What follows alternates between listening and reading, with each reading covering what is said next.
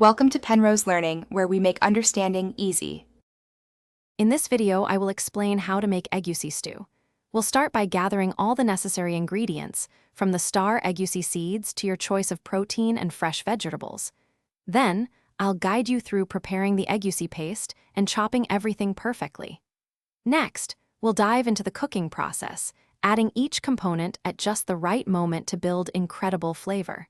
Finally, you'll learn how to serve your amazing Egusi stew. To begin, let's talk ingredients.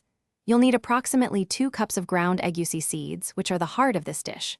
For protein, choose 1 to 2 pounds of your favorite, perhaps tender beef or flavorful fish. Don't forget your fresh produce, about 1 cup of chopped bell peppers and 1/2 cup of diced onions. And for that authentic taste, have 1/4 cup of rich palm oil and 2 cups of fresh spinach ready. Now let's get cooking. First, heat about 1/4 cup of vibrant palm oil in a large pot over medium heat.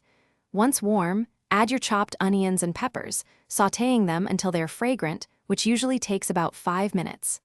Next, stir in your prepared Egusi paste and cook it for 10 to 15 minutes, making sure to stir frequently. Finally, introduce your chosen protein and 2 cups of water, letting it simmer until everything is wonderfully tender. To finish your incredible Egusi stew, gently stir in the fresh spinach. Allow it to cook for another 5 to 7 minutes, just until it's wilted and tender. Taste and adjust the seasoning with salt and pepper to your personal preference, ensuring it's perfectly balanced. Your stew should now have a beautiful, thick and rich consistency. Serve it piping hot with traditional accompaniments like pounded yam, fufu, or even fluffy rice for a truly satisfying meal. Thanks for watching. If this was helpful, leave a like and consider subscribing. See you next time.